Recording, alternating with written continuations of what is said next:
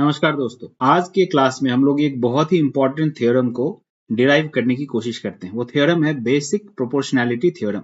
इसे Thales theorem के नाम से भी जाना जाता है और बहुत ही इंपॉर्टेंट थ्योरम है, एक्सट्रीमली इंपॉर्टेंट। इस थ्योरम के बेसिस पर क्लास 10th के बोर्ड एग्जाम में हर साल, लगभग सभी साल कोई ना कोई क्वेश्चन जरूर आता है। तो सबसे पहले ये थ्योरम कहता क्या है वो समझने की कोशिश करते हैं। देखो ये क्या कह रहा है कि if a line is drawn parallel to one side of a triangle. सबसे पहला काम अपना होना चाहिए फिगर बनाना। ये हो गया हमारा ट्राइंगल ए बी और C. A line is drawn parallel to one side of a triangle. तो हमने क्या मान लिया कि जो बीसी है इसके पैरेलल एक लाइन ड्रॉ हो गई, इसे एल बोल दिया। Intersecting the other two sides. Other two sides मतलब ए बी और ए सी को इंटरसेक्ट कर रहा है। कहां पे? वो हमने एज्यूम कर लिया डी और ई पे इंटरसेक्ट कर रहा है। तो थ्योरम क्या कहता है? It divides the other two sides proportionally. मतलब ये जो लाइन एल है बीसी के पैरेलल, ये बाकी के दो साइड्स को डी और ई पे इंटरसेक्ट कर रही है और इन दोनों साइड को प्रोपोर्शनली डिवाइड कर रही है। प्रोपोर्शनली डिवाइड करने का मतलब हुआ A D by D B is equals to A E by E सी।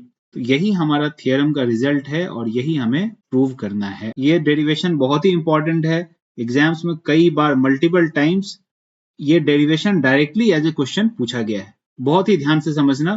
थोड़ा ट्रिकी और टिपिकल हो सकता है, बट एक बार जब मैं एक्सप्लेन कर दूंगा तो इसमें आपको कोई भी डिफिकल्टी नहीं रहेगी। तो शुरू करते हैं। इस डेरिवेशन को समझने के लिए दो बेसिक कंसेप्ट जो हमने क्लास 9 में ऑलरेडी पढ़ लिया है उसको एक बार रिवाइज कर लेते हैं। पहला कंसेप्ट कहता है area of triangles on same base and between same parallels are equal. मतलब दो पैरेलल लाइन हमने बना लिए L1 और L2। यहाँ पे L1 और L2 पैरेलल है। अब L1 को बेस मान लिया, इस पे दो पॉइंट हमने उठाया A और B।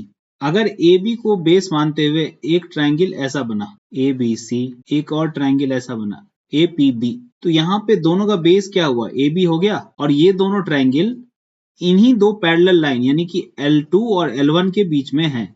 इसलिए ये कॉन्सेप्ट क्या कहता है कि ऐसे केस में area of triangle ABC will be equal to area of triangle ABP। यहाँ पे अगर आप एक और ट्राइंगल ऐसी बना दो, इसे Q डाल दो, तो ये भी तो सेम बेस AB पर ही हुआ, ये ट्राइंगल भी सेम बेस AB पर हुआ और दो पैरेलल लाइंस L1 और L2 के बीच हुआ। इसीलिए इस एरिया ट्राइंगल का एरिया यानी कि ट्राइंगल ABQ ये भी इन दोनों ट्राइंगल के एरिया के बराबर होगा। ये हो गया हमारा पहला कंसेप्ट। ये हमने ऑलरेडी क्लास 9th में पढ़ लिया है। That is area of triangles on same base and between same parallels are equal. दूसरा कंसेप्ट है ये हमारा ट्राइंगल ABC हो गया। ऑपोजिट वर्टेक्स A से BC पर एक परपेंडिकुलर डाल दिया, ये D हो गया। इस केस में एरिया ऑफ ट्राइंगल ABC क्या होगा? Half into base into height. अगर मैं BC को बेस मानूं, अगर इसे बेस मानूं हाफ इंटू BC, तो हाइट क्या होगी? Length of perpendicular on BC from opposite vertex.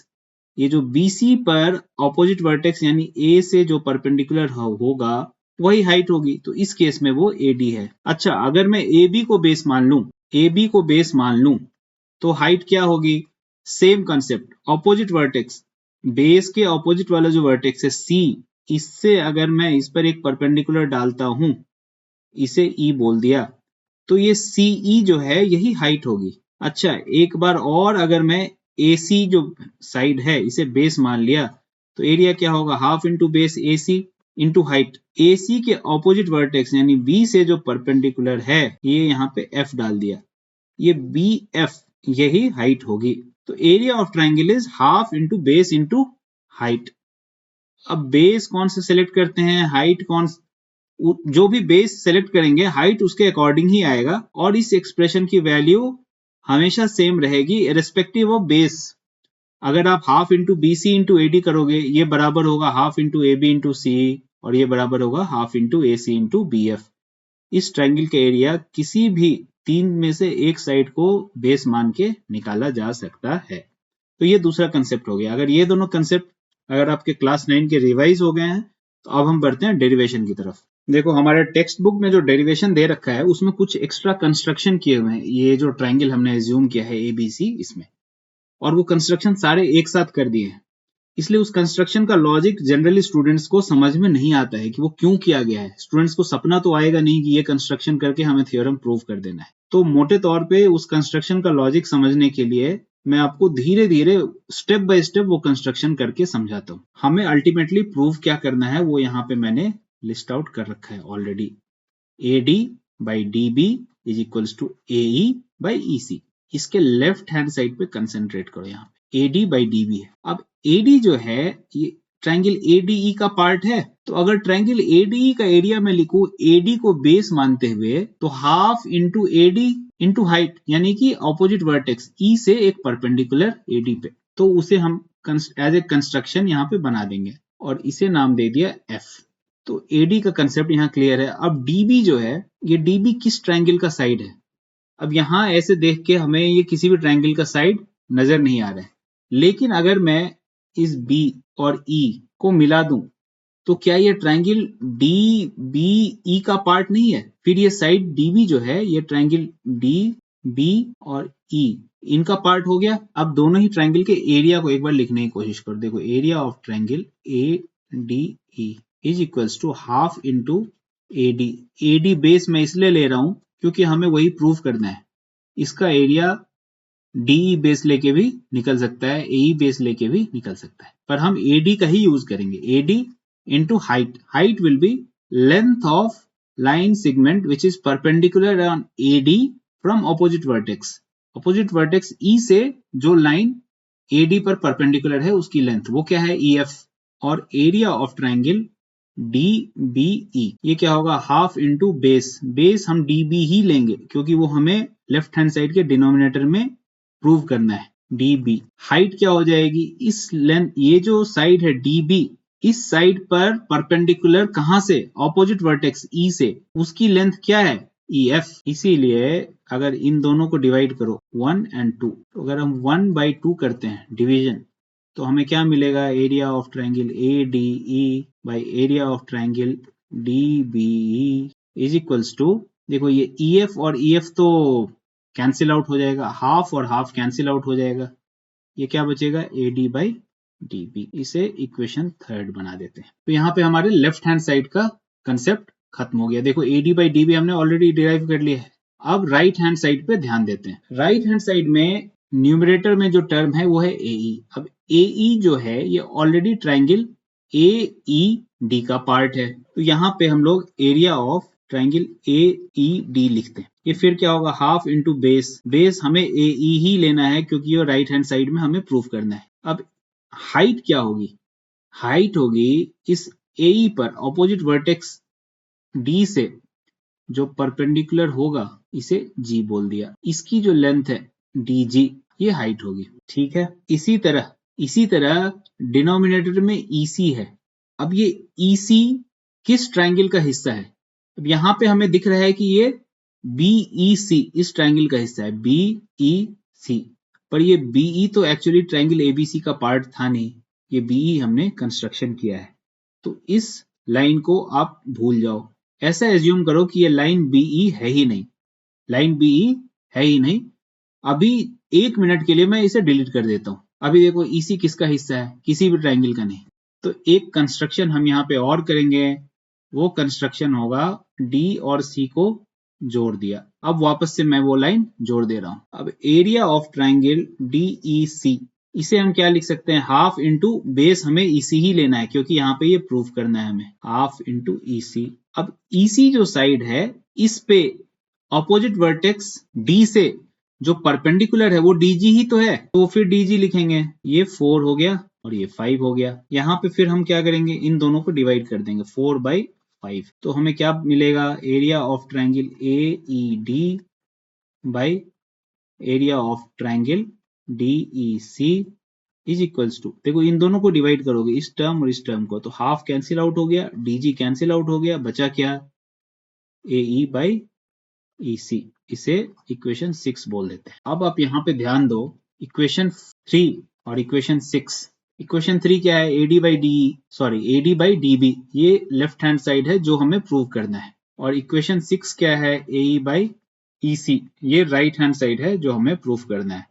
तो किसी तरह अगर हम इक्वेशन 3 और इक्वेशन 6 को इक्वल प्रूव कर दें तो हमारा प्रूव हो जाएगा कि AD by DB is equals to AE by EC।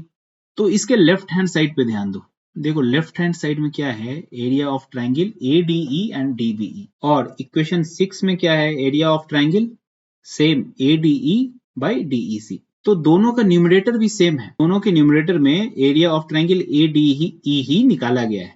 तो हमें क्या प्रूफ करना है कि एरिया ऑफ ट्राइंगल DBE अगर DEC के बराबर हो गया तो AD by DB will become equals to AE by EC, और वो हमारा रिजल्ट प्रूव कर देगा। तो हम सिर्फ इस दो ट्राइंगल पे कंसंट्रेट करेंगे, area of triangle DBE and DEC, triangle DBE and triangle DEC, इन दो ट्राइंगल पे कंसंट्रेट करो। देखो DBE and DE and C, ये दोनों जो ट्राइंगल है इन दोनों का बेस क्या है, इन दोनों का बेस क्या है, DE है। क्यों, दोनों ट्राइंगल का बेस DE है। और ये दोनों जो ट्राइंगल हैं ये दोनों एक पैरेलल लाइन यानी कि L और BC इन दोनों के बीच हैं। फिर से देखो ट्राइंगल DBE यानी कि पहला ट्राइंगल, इसका बेस क्या है, DE है। दूसरा ट्राइंगल DEC इसका भी बेस DE है। तो दोनों ट्राइंगल का कॉमन बेस क्या हो गया, DE। और दोनों ट्राइंगल किन दो पैरेलल लाइंस के बीच हैं, L और BC के। इसीलिए एरिया ऑफ ट्राइंगल, हमने अभी सबसे पहला कॉन्सेप्ट थ्योरम प्रूफ करने से पहले क्या सीखा था कि area of triangle on same base is DE and between the same parallel that is L and BC are equal. इसीलिए area of triangle DBE will be equal to area of triangle DEC। क्यों, being triangles on same base and between same parallels। अब गौर करो कि अगर DBE का area DEC के बराबर हो गया तो क्या हमारा इक्वेशन 3 और इक्वेशन 6 एक जैसा नहीं हो गया। क्यों, क्योंकि लेफ्ट हैंड साइड के न्यूमरेटर को देखो, ADE और यहां भी ADE, ये दोनों एक ही हैं। तो जो डिनोमिनेटर है उसे हमने एक यहाँ पे प्रूफ कर लिया है, area of triangle DBE is DEC। इन दोनों के अगर लेफ्ट हैंड साइड इक्वल हैं तो राइट हैंड साइड भी इक्वल होगा, यानी कि AD by DB is equals to AE by EC। और यही हमें थेल्स थ्योरम में प्रूव करना था। यही है हमारा थेल्स थ्योरम या फिर BPT, बेसिक प्रोपोर्शनैलिटी थ्योरम। बहुत ही इंपॉर्टेंट थ्योरम है, हर साल एग्जाम में इसके बेसिस पर कुछ क्वेश्चन जरूर आता है। बहुत ही गौर से इसको समझना। डेरिवेशन में अगर कोई भी डाउट है कमेंट सेक्शन में लिख के मुझसे पूछो, मैं उस डाउट को क्लियर करूंगा। अच्छा, अब इस थेल्स थ्योरम यानी कि बेसिक प्रोपोर्शनैलिटी थ्योरम्स के कुछ कोरोलरीज भी हैं। कोरोलरी बोले तो थ्योरम का रिजल्ट सबसे पहले मैं यहाँ पे लिख देता हूँ। देखो ये एक ट्राइंगल ABC है, इसमें ये जो DE है ये BC के पैरेलल है। तो अभी हमने थेल्स थ्योरम में क्या डिराइव किया, AD by DB is equals to AE by EC। ये already by BPT, basic proportionality theorem या थेल्स थ्योरम, हमने ऑलरेडी डिराइव कर लिया है। अब इसके बेसिस पे 2-3 रिजल्ट और डिराइव करेंगे। ऑलरेडी जो हमने BPT का रिजल्ट डिराइव किया है इसके बेसिस पे 2 रिजल्ट हम और डिराइव करेंगे, वो हमारा कोरोलरी बन जाएगा। वो डायरेक्टली थ्योरम नहीं है, पर ये जो थ्योरम आया है हमारा इसके बेसिस पे डिराइव्ड रिजल्ट हैं। तो थ्योरम मैंने ऑलरेडी लिख दिया है और इसे इक्वेशन 1 कह दिया है। अब अगर इस इक्वेशन में दोनों साइड 1 ऐड कर दो, adding 1 to both sides of equation, तो एक बार आप 1 ऐड करके देखो होता क्या है। AD by DB plus 1 is equals to AE by EC plus 1। ये हो जाएगा AD plus DB by DB is equals to AE plus EC by EC। अब AD प्लस DB क्या है, AB है, और denominator as it is DB रहेगा। और AE प्लस EC क्या है, AC है, AE plus EC is AC। तो ये हो गया हमारा पहला कोरोलरी, इसे कोरोलरी 1 बोल देते। ये कई बार डायरेक्टली यूज हो जाएगा हमारे क्वेश्चन सॉल्विंग के दौरान। अब इसको याद कैसे रखना है वो अभी मैं दोनों कोरोलरी प्रूव करके आपको समझाता हूँ। बहुत ही ईजी है, अगर आपको ये थ्योरम याद है तो ये दोनों कोरोलरी याद करने की जरूरत नहीं है, बहुत ही इजीली याद हो जाएगा। अब फिर से हम शुरुआत करेंगे जो बेसिक प्रोपोर्शनैलिटी थ्योरम है वहां से। तो इक्वेशन 1 में हमने क्या लिखा था, AD by DB is equals to AE by EC। Corollary 1 को प्रूव करते समय हमने दोनों साइड में 1 ऐड कर दिया था। यहाँ पे हम पहले इस बेसिक प्रोपोर्शनैलिटी थ्योरम के रिजल्ट को थोड़ा सा रीअरेंज करेंगे। इसे हम DB by AD is equals to EC by AE ऐसा भी लिख सकते हैं। इसमें कोई कंफ्यूजन नहीं होना चाहिए, सिंपली हमने इसे रीअरेंज कर दिया है। इसके बाद इसमें 1 ऐड करो, एडिंग 1 टू बोथ साइड्स, तो ये क्या बन जाएगा, DB by AD plus 1 is equals to EC by AE plus 1। तो ये बन जाएगा DB plus AD by AD is equals to EC plus AE by AE। अब DB प्लस AD क्या है, देखो DB plus AD is AB and AE plus EC is AC। तो DB plus AD को AB लिख दिया by AD और EC plus AE को AC लिख दिया बाई AE। ये हो गया हमारा कोरोलरी 2। यही दोनों कोरोलरी हैं और यही हमें प्रूफ करना है। ये वाला पोर्शन मैं यहाँ से डिलीट कर रहा हूँ। आई होप आप लोगों ने ये समझ लिया होगा और जिन्हें लिखना है उन्होंने नोट डाउन भी कर लिया होगा। देखो ये हमारा बेसिक प्रोपोर्शनैलिटी थ्योरम है। कोरोलरी 1 हमारा क्या आया था, AB by DB is equals to AC by EC। ये कोरोलरी 1 आया था। और कोरोलरी 2 हमने यहाँ पे क्या प्रूव किया है, AB by AD is equals to AC by AE। AB by AD is equals to AC by AE। ये हमारा कोरोलरी 2 है। ये हमारा मेन थ्योरम का रिजल्ट हुआ। ये इससे derive result number 1 that is corollary 1 and ये इससे derive result number 2 that is corollary 2। अब इसे याद कैसे रखें, देखो बहुत ही आसान है। जब भी कोई क्वेश्चन देखो जिसमें एक ट्राइंगल ABC है, एक ट्राइंगल है और इसमें किसी एक साइड का पैरेलल, सपोज यहाँ पे हमने BC माना है, तो BC के पैरेलल एक लाइन सेगमेंट DE है जो कि AB को D पे इंटरसेक्ट कर रहा है, AC को E पे। इस केस में ये जो दोनों साइड्स हैं AB और AC, इन दोनों साइड को ये D और E प्रोपोर्शनली डिवाइड कर रहा है, यानी कि ये छोटा बाय ये छोटा विल बी इक्वल्स टू ये छोटा बाय ये छोटा। छोटे का मतलब क्या हुआ, AB में ये छोटा AD by DB will be equal to ये छोटा AE बाय EC। ये हो गया हमारा मेन थेल्स थ्योरम। अब इसकी कोरोलरी जो है, ये पहली कोरोलरी, इस पे आप देखो इसे लिखने का तरीका क्या होगा। हर बार हम डिराइव नहीं कर सकते। इसे लिखने के लिए ये सबसे बड़ा साइड ले लो AB, बड़ा बाय छोटा, ये नीचे वाला छोटा ले लो DB इज इक्वल्स टू, दूसरी तरफ भी बड़ा बाय छोटा ही होगा और वही बड़ा होगा, मतलब AC बाय बड़ा बाय छोटा। छोटा क्या है, करस्पॉन्डिंग छोटा EC। ये हो गया कोरोलरी। अब इसकी कोरोलरी 2 लिखने का क्या तरीका है, देखो ये जो बड़ा वाला साइड है AB वो तो सेम ही रहेगा, तो बड़ा यानी कि ये AB, पिछली बार हमने ये छोटे में DB लिया था, इस बार बड़ा बाई छोटा, छोटा यानी AD, और इस साइड में भी बड़ा यानी कि AC और छोटा यानी कि AE। ये हमारा कोरोलरी 2 हो गया। तो उम्मीद करता हूं कि थेल्स थ्योरम में जो भी डाउट्स थे, डेरिवेशन में अगर बुक में पढ़ के कोई भी डाउट्स आपको रहा होगा, उसके कोरोलरी कैसे डिराइव करें और उनको कैसे लिखें, इसमें जितने भी डाउट रहेंगे वो सारे डाउट्स आपके क्लियर हो गए होंगे। इसके बाद भी अगर आपको कहीं भी समझने में कोई अंडरस्टैंडिंग में प्रॉब्लम है तो कमेंट सेक्शन में लिख के मुझे बताओ, और थेल्स थ्योरम को खुद से डिराइव करने की कोशिश करो बिना बुक देखे हुए। आज के क्लास के बाद बिना बुक देखे हुए डिराइव करने की कोशिश करो। इससे क्या फायदा होगा कि आपका जहां भी अंडरस्टैंडिंग में गैप है वो उभर के बाहर आएगा और आपको समझने में इजी रहेगा कि आप शॉर्ट कमिंग्स क्या है वो आप फुलफिल कर सकते हो। तो मिलते हैं अगले क्लास में जहां पे हम लोग converse of basic proportionality theorem को डिराइव करेंगे और उसके रिजल्ट को एक बार डिस्कस करेंगे। तब तक के लिए आज की क्लास में जो भी बताया गया है उसे रिवाइज करो। Thank you.